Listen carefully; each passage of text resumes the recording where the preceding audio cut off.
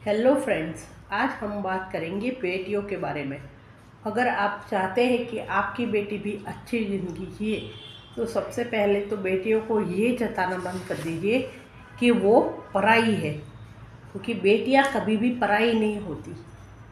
बेटियां भी हमारा ही एक बच्चा होता है जिसको माँ 9 महीने तक अपनी गर्भ में पालती है, करती है, और माँ बाप दोनों मिलके पाल पोस के बड़ा करते हैं। तो फिर आप बताइए, जिसको आपने 9 महीने तक अपने पेट के अंदर पाला, 20-25 साल तक पढ़ाया लिखाया, अच्छी परवरिश दी, तो ये बात बताइए कि शादी के बाद वो पराई कैसे हो जाती?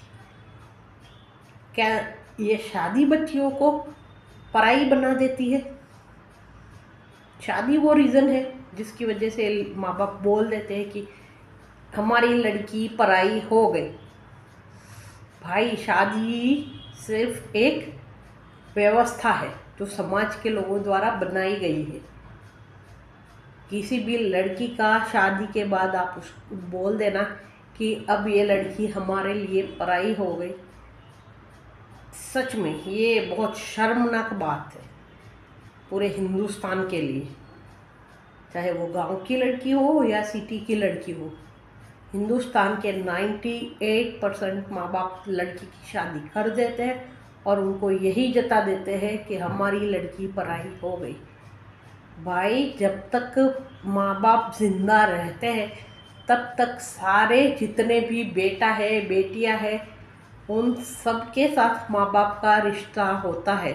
जो रिश्ता भगवान ने खुद बनाया है वो एक शादी करने से कैसे ख़त्म हो सकता है?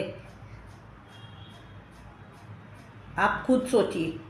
अगर आपकी बेटी ससुराल में सुखी है तो कोई बात नहीं, लेकिन अगर ससुराल में उसे कोई भी प्रॉब्लम्स है और उसमें भी अगर वो अपने खुल के अपने माँ बाप के साथ अपनी प्रॉब्लम शेयर नहीं कर सकती तो फिर वो कैसे घुट घुट के जिएगी, करेगी? एक शादी से कभी भी बेटियों का मायका ख़त्म मत कीजिए। उनके सुख दुख में उनके साथ रहिए, उनको आने दीजिए अपने घर पे।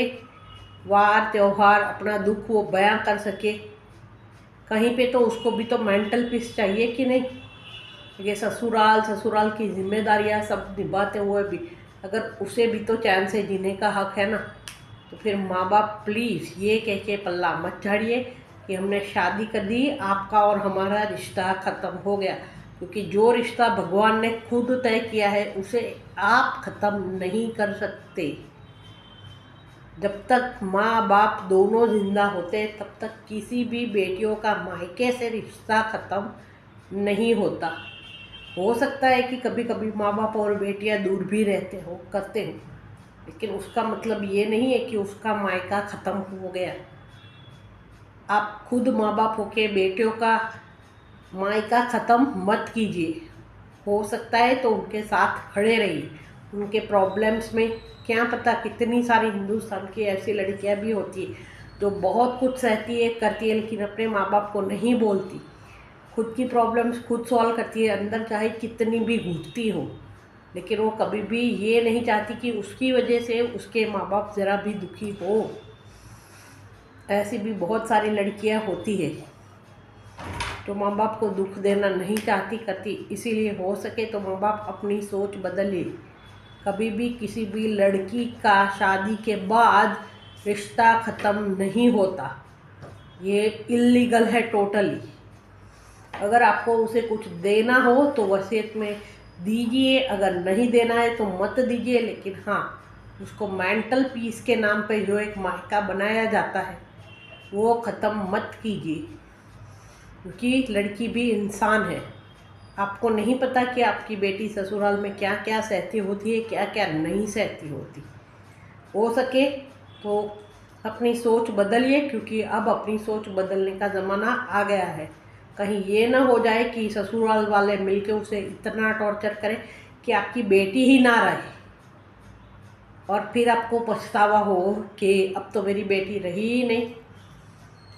चाहे ससुराल वालों के तानों से तंग आके आत्महत्या कर ले या फिर खुद ही उसको उसके साथ कोई ऐसा बनाव घट जाए कर जाए, उससे बेटर है क्या आप समय रहते अपनी सोच बदल लें, क्योंकि सोच बदलना बहुत ज़रूरी है।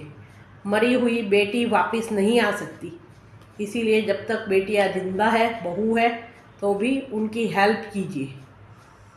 एक मरी हुई बेटी की लाश देखने से बेटर है कि एक तलाकशुदा बेटी देखो या जीते जी उसकी हेल्प करो, क्योंकि मर जाने के बाद कोई वापस नहीं आता, ये रियलिटी है।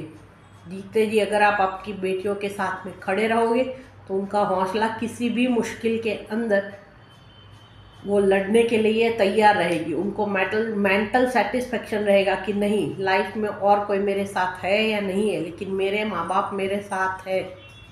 ये वर्ड भी बहुत मायने रखते हैं जब कोई बेटियां बहुत बड़ी मुश्किल में होती है। तो हो सके तो माँ बाप के तौर पर बेटियों का सपोर्ट कीजिए, बहुओं का सपोर्ट कीजिए, उनको समझने की कोशिश करिए, क्योंकि जब तक जिंदा है तभी तक आप उनकी हेल्प कर सकते हो। मरने के बाद आपने हेल्प की नहीं की कोई देखने नहीं आता। तो मेरी आपसे यही गुजारिश है कि बेटियों के साथ खड़े रहिए, जब पैदा होने से लेके जब तक आप जिंदा है तब तक बेटियों का सपोर्ट कीजिए। Have a nice day, bye.